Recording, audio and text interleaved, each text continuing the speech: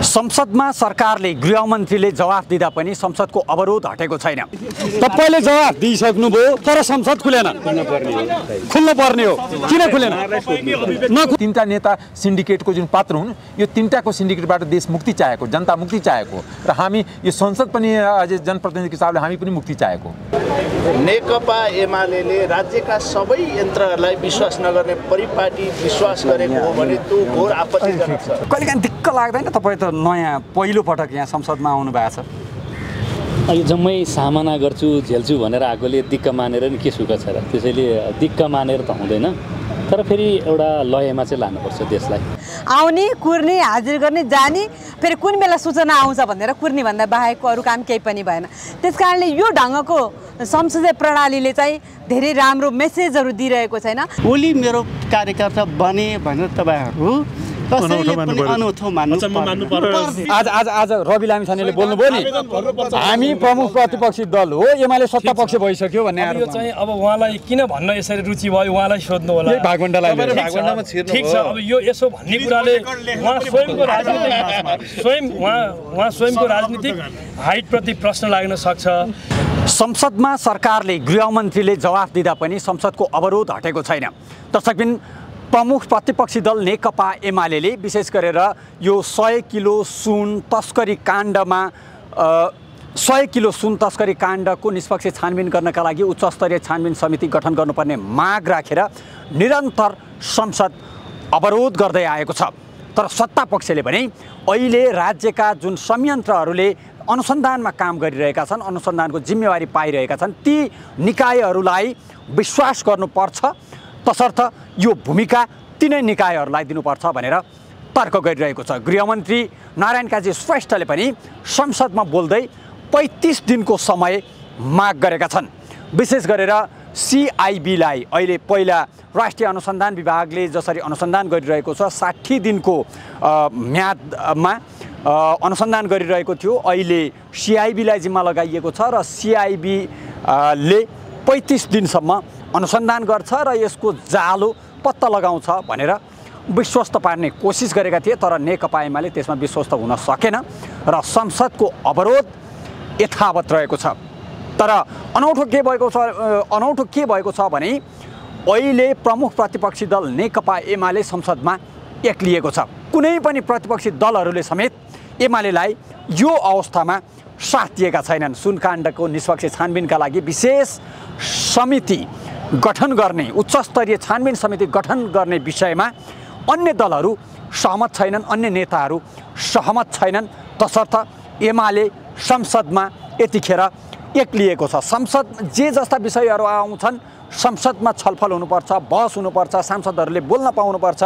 राष्ट्रिय समस्याका विषयमा, किसानका समस्याका विषयमा, देशभरिमा जे जस्ता समस्याहरू आएका छन् ती समस्याका विषयमा संसद चलिरहेको समयमा संसदमा कुरा राख्न पाउनुपर्छ भनेर सम्पूर्ण दलहरूले माग राखेका छन्। तर नेकपा एमालेले अझै पनि अवरोध हटाएको छैन। नेकपा एमालेको तर्क छ यो 100 किलो सुन काण्डमा गृहमन्त्री र अर्थमन्त्रीको समेत संलग्नता हुन सक्ने भएकाले उनीहरूलाई समेत अनुसन्धानको दायरामा ल्याउनका लागि उच्चस्तरीय छानबिन समिति, उनीहरूलाई पनि तान्न सक्ने हैसियतको उच्चस्तरीय छानबिन समिति गठन हुनुपर्छ भन्ने नेकपा एमालेको माग रहेको छ, जुन माग सत्तापक्ष मान्न तयार छैन।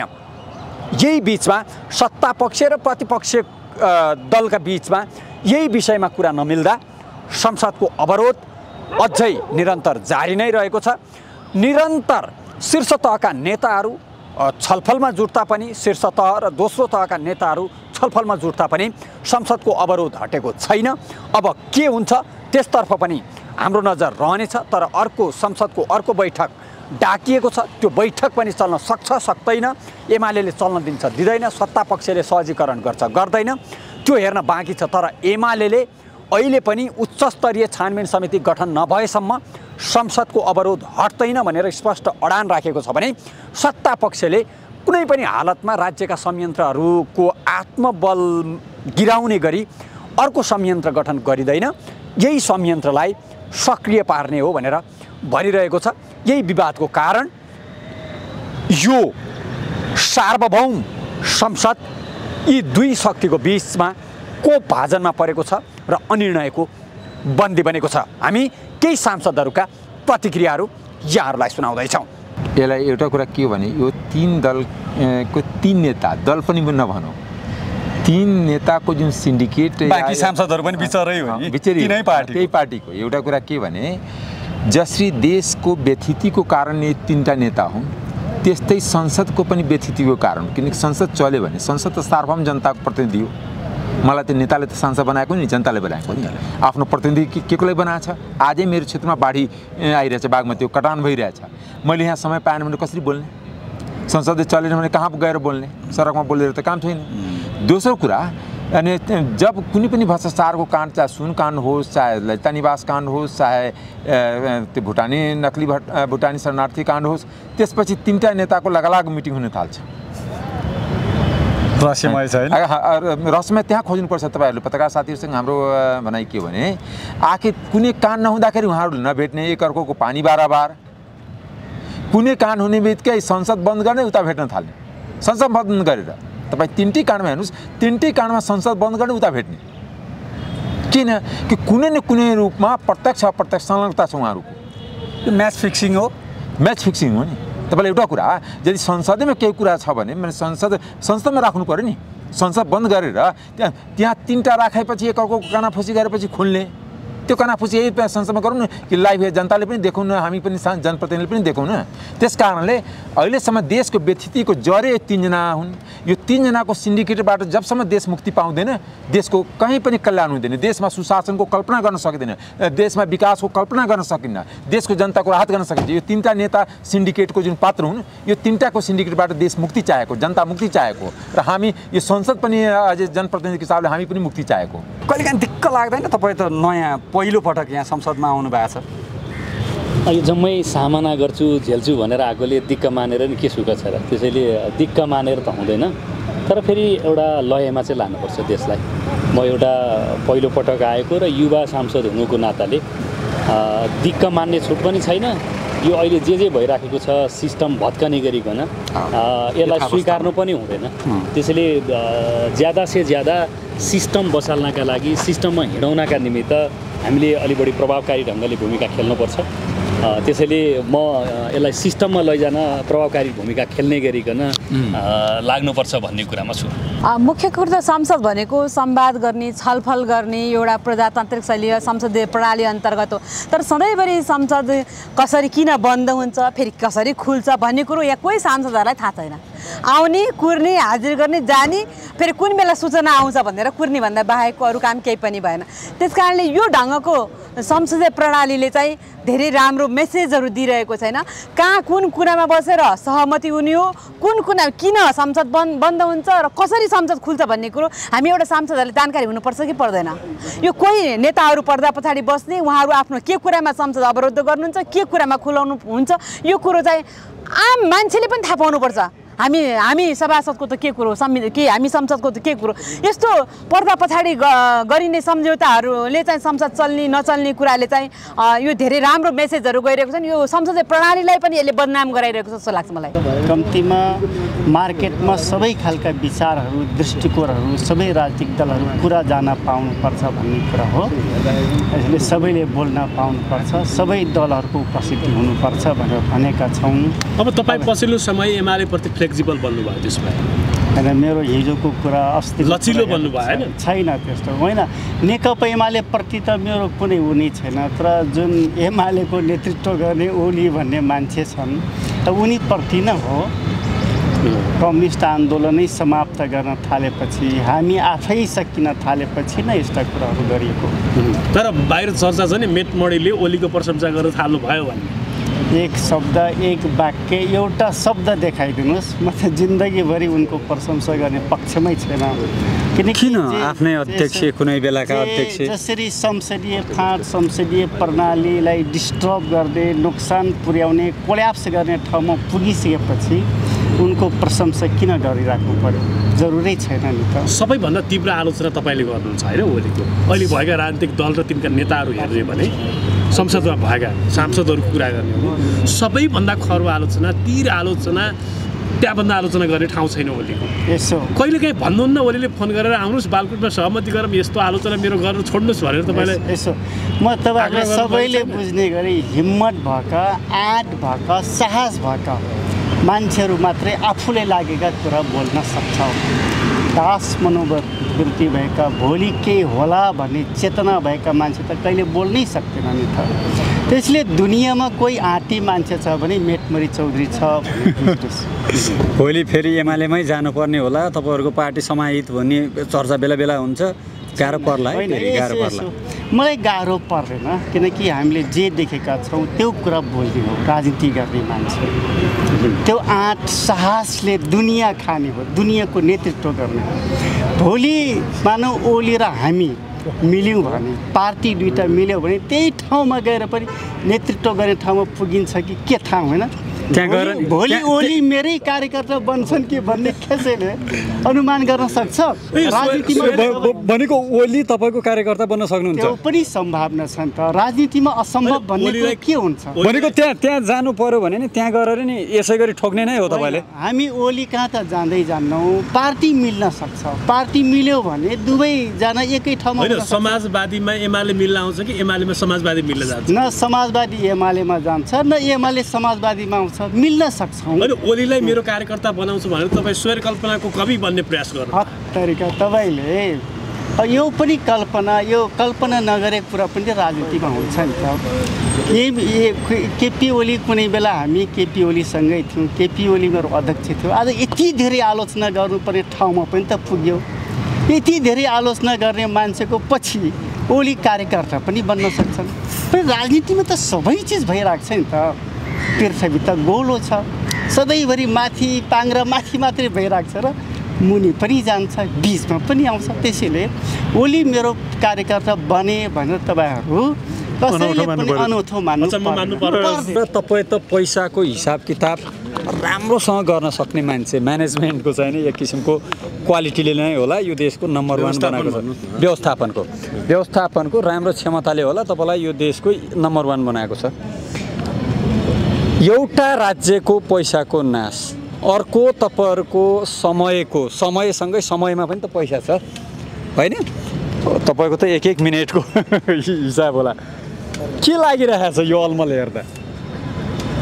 अनि एउटा मतलब साह्रै दुःख लाग्दो कुरो के छ भने जनताको नजरमा चाहिँ नि एउटा यो पार्लियामेन्ट्री पोलिटिकल सिस्टम नै कसरी चल्दो रहेछ भन्ने कुरा जुन रूपबाट बाहिर मेसेज गइरहेछ त्यसले चाहिँ मलाई लाग्छ कि त्यसले एउटा दूरगामी नकारात्मक प्रभाव पार्ने कुरामा कुनै दुईमत हुनै सक्दैन है।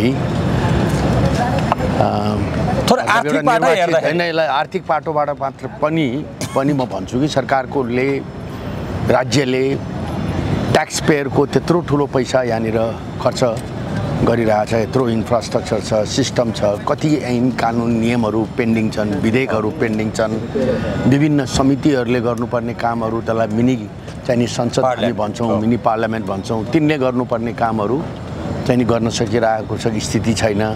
त्यही सबै कुराले गर्दाखेरि चाहिँ नि यो चाहिँ नि मानिसहरूले जुन पटक पटक हामीले सुन्नुपर्छ बाहिर जाँदाखेरि होइन, त्यो तपाईँहरू चाहिँ नि साँच्चीकै समस्याका समाधानहरू हुनुहुन्छ कि तपाईँहरू धरतीका बोझ हुनुहुन्छ भनेर पनि हामीलाई भन्छन् के मान्छेले।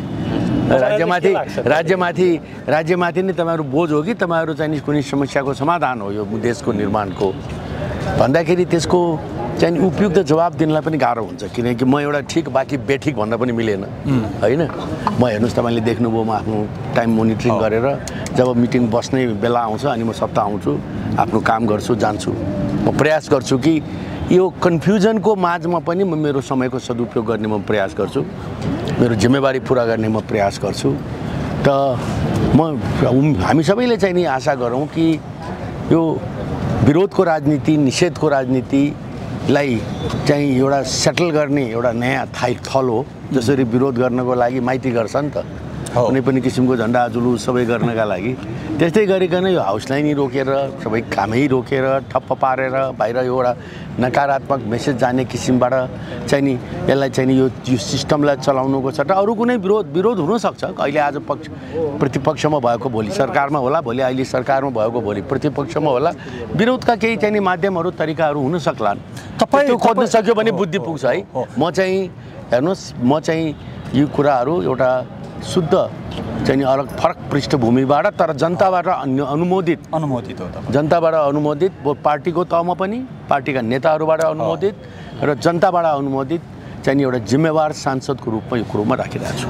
जस्तो तपाईहरू पनि सांसद पनि सार्वभौम हो, संसद पनि सार्वभौम हो, तपाईँ सत्ता पक्षको सांसद पनि हो, तपाईँकै दलका नेता अथवा अन्य विशेष गरेर 3 जना शीर्ष नेताको कुरो हुन्छ। उहाँहरू गोप्य कोठामा के गर्नुहुन्छ, के कारणले चाहिँ नि अवरोध हुन्छ, के कारणले खुल्छ, केही पनि थाहा हुँदैन, सबै थोक चाहिँ नि गोप्य हुन्छ। तपाईँहरू कुरेर बस्नुपर्ने। यद्यपि तपाईँले भन्नुभयो संसद खुल्ने सूचनाको आधारमा आउँछु, त्यो अनुसार जान्छु, म आफ्नो टाइमको चाहिँ व्यवस्थापन यसरी गरिरहेको छु। बिचरा अनुभूति हुन्छ हुँदैन कुरेर बस्नुपर्ने? त्यसलाई त्यसरी हेर्दिनँ। उहाँहरूले पनि समस्याको समाधानकै लागि भेटघाट गरिरहेका छन्, अवरोध खोल्न खोजिरहेका छन् भन्ने नै मेरो बुझाइ हो है। त त्यसमा चाहिँ नि हामीले त्यसलाई त्यो रूपबाट यसरी आइसोलेट गरेर चाहिँ हेर्न मिल्दैन। एउटा पार्टीको एउटा हायरकी हुन्छ, एउटा संसदको पनि हायरकी हुन्छ। सभामुख लागिराख्नु भए पनि सुनेको छु, शीर्षस्थ नेताहरू लागिरहेका पनि सुनेको छौँ। त्यसको छुट्टै पाटो होला। होइन, त्यसलाई चाहिँ नि हामी यो एउटा अहिलेको मतलब यसलाई समग्र रूपमा चाहिँ यस्तो किसिमको व्यथितिको स्थिति नभए राम्रो भन्ने चाहिँ मेरो भनाइ हो। नेकपा एमाले राज्यका सबै यन्त्रहरूलाई विश्वास नगर्ने परिपाटी विश्वास गरेको हो भने त्यो घोर आपत्तिजनक छ। हामीले संविधानले चिनेको, देशले चिनेको र कानुनले चिनेको संयन्त्रलाई विश्वास गर्छौँ। न्यायपालिकालाई विश्वास नगर्ने, नेपाली सेनालाई विश्वास नगर्ने, नेपाल प्रहरीलाई विश्वास नगर्ने, कसलाई विश्वास गर्ने त? अनि केही मान्छे आफ्ना फस्छन् कि पर्छन् भन्ने डरले आयोग बनाएर चोख्याउने काम हो भने यसमा हाम्रो विरोध छ। र गृहमन्त्रीले जवाब दिइसकेपछि फेरि त्यसमा प्रति प्रश्न गर्ने चलन थिएन। त्यो सभामुखले दिनुभयो, त्यसै कारण चित्तबुद्ध उहाँका कुरा के छन् त्यही भन्ने होइन, राज्यको कुरा पो भन्ने त मन्त्रीले। गृहमन्त्रीले जवाफ दिनुभयो, तै पनि संसद चाहिँ खुलेन। के भन्नुहुन्छ?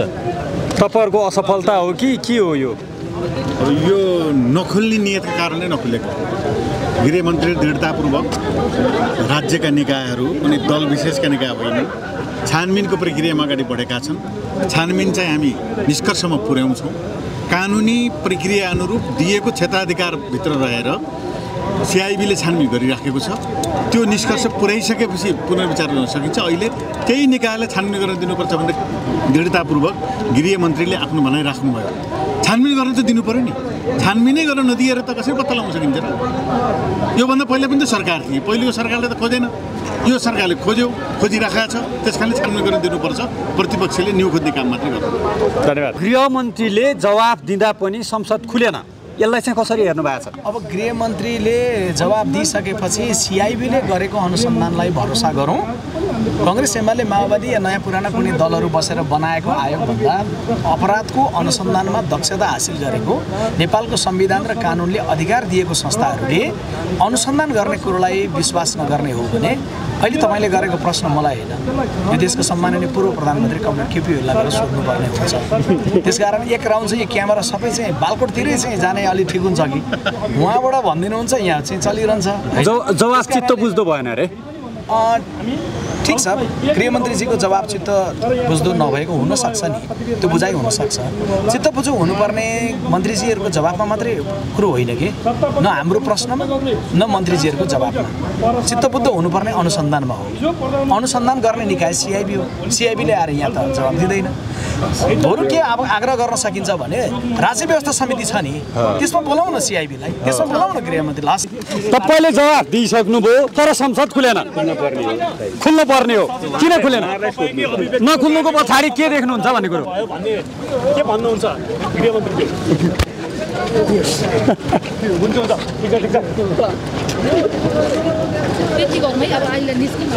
राजस्व विभागका अधिकारीहरूले के भने जब सुन पक्राउ गर्यो, यो पक्राउ भन्दा पूर्व सदनमै बोल्नुभयो तपाईले नै प्रधानमन्त्रीलाई सूचना थियो, प्रधानमन्त्रीलाई सूचना भएको कुरा गृहमन्त्रीलाई हुन्छ, अर्थमन्त्रीलाई हुन्छ भने उहाँहरू पनि दोषी हुनुहुन्छ। अनि उहाँहरूलाई आजसम्म किन सिआइबीले अध्ययन नगरेको?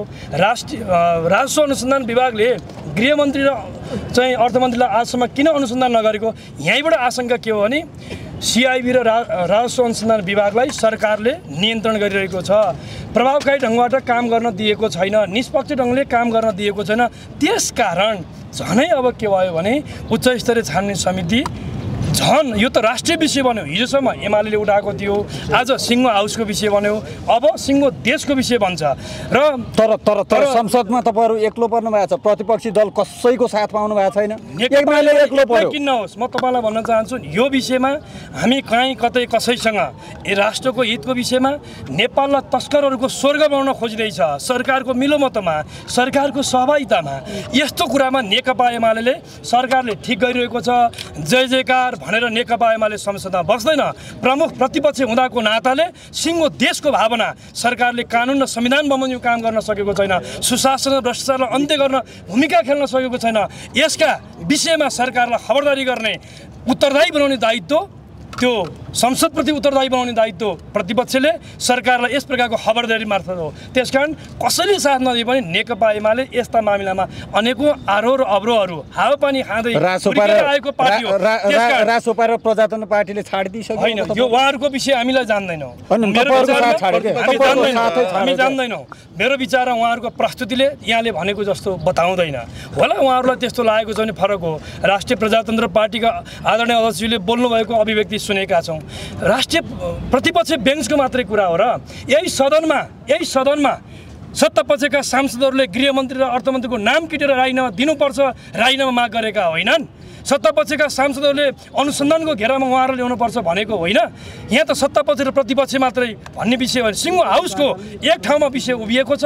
सरकारलाई अनुसन्धानको तहमा हामीले सरकारका सम्बन्धी मन्त्री उच्च पदस्थ व्यक्तिहरूको सहभागिता बिना यो सेटिङ बिना यो सम्भव छैन। हलदार र सिपाही, हरदार र ट्याक्सी के अरे सुब्बाको यो सेटिङमा र यो मिलोमतोमा यो भएको होइन। त्यसकारण हेर्नुहोस्, म तपाईँहरूलाई भन्न चाहन्छु हामी यो हाउसलाई अवरुद्ध पार्न खोजेका होइनौँ। सरकारको अडानको कारणले गर्दा हाउस अगाडि बढ्न खोजेको छैन। कहिलेसम्म यो सरकारलाई सोध्नुपर्छ। सरकारले कहिलेसम्म अडान राख्ने?